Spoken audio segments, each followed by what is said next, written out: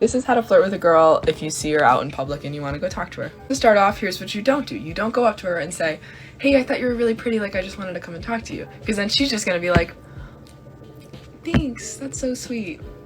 And then where the hell do you go from there? What you need to do instead is start a conversation that actually produces a dialogue so that she can, you know, bounce back and forth and you guys can actually catch a vibe from each other. A cute intro a guy once did for me was he came up and asked for like a fun coffee order because he wanted to try something new. And I was like, oh my god, that's so sweet, let's have a chat. Now once you're in the conversation, let me preface, you don't know how long she's been there, you don't know how long she wants to be there, you don't know if she even likes talking to you. Keep the conversation short, sweet, casual, fun. The worst thing you could possibly do is annoy her with your presence because then she'll just never be receptive. After you have this short, sweet dialogue, you want to throw in a non-invasive call to action. What I mean by that is like if you're talking about books, for example, be like, oh, maybe I can get some of your book recommendations sometime. And then the most important part, give her your number. Give her your number. Don't ask for her number, give her yours. Because you never want to go up to someone and just start demanding things. Like if you are the one going up to her, you want to be the one offering something. Offer her your number. And the best way you could do this is like write it down on like a little napkin or something. That's so sweet and endearing. But yeah, just in general, don't be a creep, don't be weird. You guys are probably both really normal people. So I'm sure she'll appreciate you coming up to her in person because that's a really hard thing to do.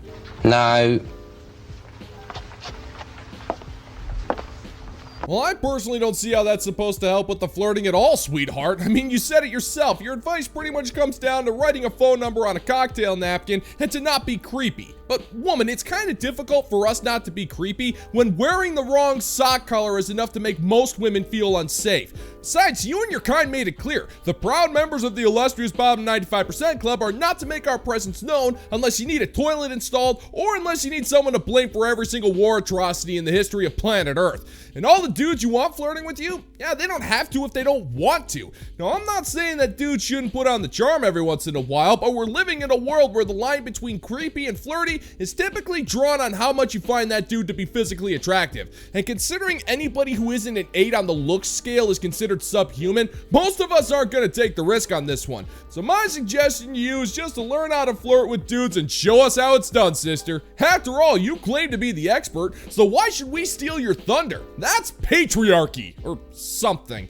I don't know, just stop being lazy already and learn some freaking game already. Anything less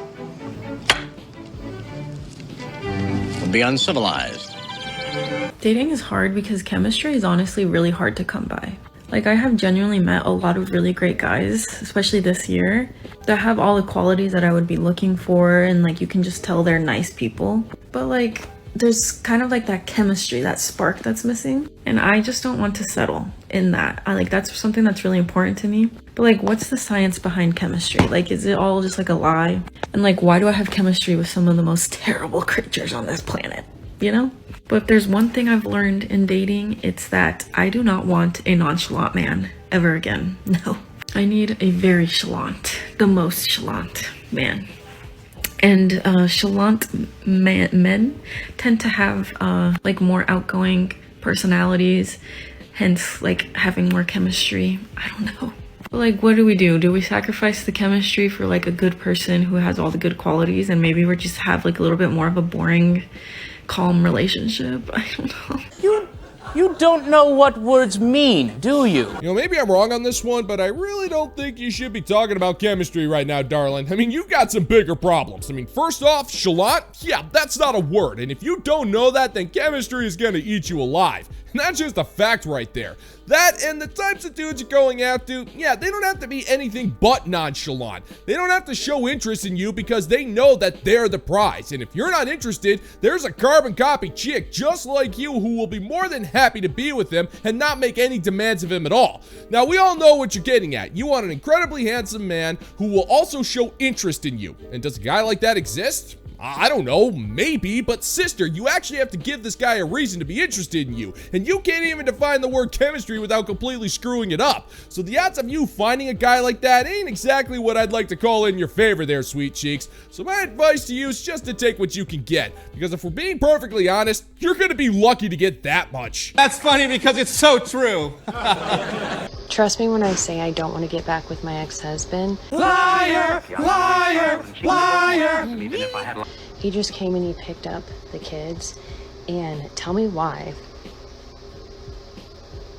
It still hurts.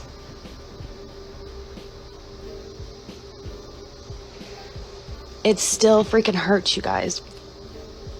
The kids have been with me, and we switched days so he could have today after school for a few hours. And yeah, he comes over and he gets them, and I'm just, it's a lot.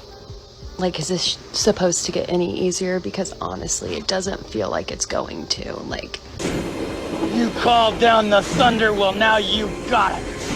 I don't know what to tell you there, sweetheart. I mean, you literally demanded this the day that you told your husband that you needed to go find yourself on a healing journey to discover your most true and authentic self, and you couldn't do that with this toxic financial narcissism or whatever other excuse you conjured up to justify ruining your family. And the fact is, you actually do want to get back with your ex-husband. It's written all over your face. It's one full of boredom, depression, and regret. You thought getting a divorce was going to be this endless party of freedom where you're finally going to get around to doing all of the things you wanted to do in life, only for you to realize that there isn't anything you were going to get around to doing. You didn't have any plans, and you just assumed everything would magically work out after the divorce. After all, that's what happened to your ex-husband. He seems to be doing all right if he's able to get some custody of the kids and is moving around his schedule to accommodate them. And it hurts because you realize that you made a terrible, irreversible mistake that's left you broken, and it's left your ex-husband in a better place. And now your fifis are hurt because it wasn't supposed to be this way. You were the one who was supposed to be the winner, but here you sit, alone in your apartment and crying and whining like a complete and utter loser. and again, I do not want to get back with him. Liar! Liar! Liar! I just, when my kids leave, I feel this feeling of like, I just want to be with them. I don't miss my old life at all. I don't miss my old life at all. Liar! Liar! Liar! But I don't like how my kids just leave with them. And then I come in the door and I close it. And then I'm by myself. I don't like that at all. That's not my problem. It's yours. You know, I hate to break it to you, sister, but if you have to constantly repeat that you don't want to get back with your ex-husband and that you don't miss your old life, then you're not trying to convince us, you're trying to convince yourself. You know you done screwed up, but you can't admit it because deep down, the last thing you have in this world is your never-ending war to always be right, regardless of the cost. And you want to be with them because deep down, you know you're supposed to be together as a family. But for whatever reason, you decided that your feelings were more important than keeping the marriage afloat. You're not giving the details, but it's as plain as day. If he's sharing custody, then he's not an abusive monster. And you're not bad-mouthing him, which means the kids love him. And considering how bored and miserable you are, then we can all tell whatever reasons you had to divorce him were petty and completely uncalled for at best. But now you want that old life back. You're tired, you're cranky, and you can't do it all on your own. But that's the problem, sister. You had your cake and you could have eaten it whenever the hell you wanted if you weren't so stupid. But you tossed that cake out the window, sister, and it ain't coming back. You might be screaming, no, no, no. All they hear is, who wants cake? Let me tell you something, they all do. They all want cake. I love when men try to shame me for not being nice when I'm talking about them, or when I am speaking about statistically how awful they are towards women. They're like, it's bad when men overgeneralize women, but it's even worse when women overgeneralize men. Be better. No, I won't be better. Like, have you seen the way men treat women, have historically treated women? No, I'm not going to be nicer, because where has that gotten women before? Nowhere. Nowhere at all. Being nice doesn't matter. You still kill us. You still rape us.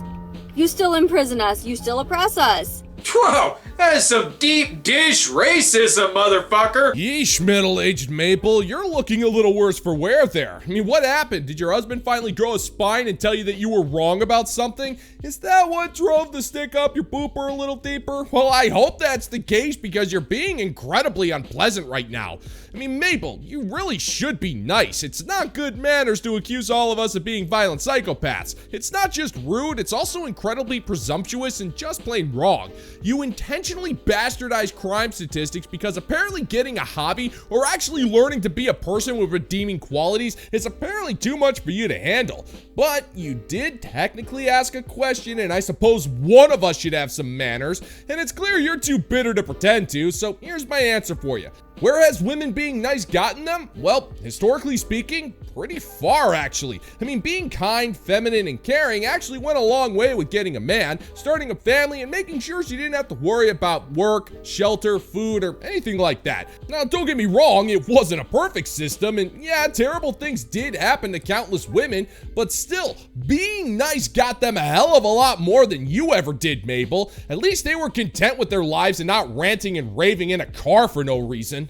So, no, I'm not going to be better. I'm not going to not generalize. I'm not going to not stereotype, which you all just say stereotype when I'm simply just telling the truth about what men are doing that you just don't like the picture that it paints of men. But no, we're not going to be nicer about it just because you don't like how it paints men, which is a true light. If men don't like their behavior shared publicly or brought to light for everybody else to see, change your behavior. But I'm not going to be nicer because that doesn't get us anywhere when we're not nice. Well, it didn't get us all when we were nice either. Man, that's just mean. That's mean, man. Well, that's where you're just wrong, middle-aged Mabel. Not only do you stereotype, you negatively stereotype us with incredibly sexist and mean-spirited remarks. You're a massive misandrist. All you do is call us oppressive monsters who are also so incompetent that we can't even bathe properly without you constantly nagging us. But that's only when we're not apparently digging mass graves for all of the women we butchered while also smoking cigars with the lawmakers who helped us cover up the crimes or something. Now, I know you don't want to hear this, middle-aged Mabel, but most of us are not violent criminals. In fact, most of us are law-abiding citizens who just make fun of you because you act like because you're actually supposed to pull your weight in a marriage that gives you the right to be a raving bitch. And if that's how you choose to live your life, then be my guest. But when you act like this, Mabel, you're giving me the right to make fun of you because not only do you make it so easy for me, but it also just proves our point. You're not a nice person, and if you have any friends, I legitimately pity them because I feel like those guys have to pray for alcohol just to be around you. I barely know you, and I feel like I need at least a dozen beer just to be in your digital presence. But even then, it'd have to be quality beer served by an incredibly nice beer lady that you see at Oktoberfest. Because unlike you, middle-aged Mabel, they're actually worth a damn.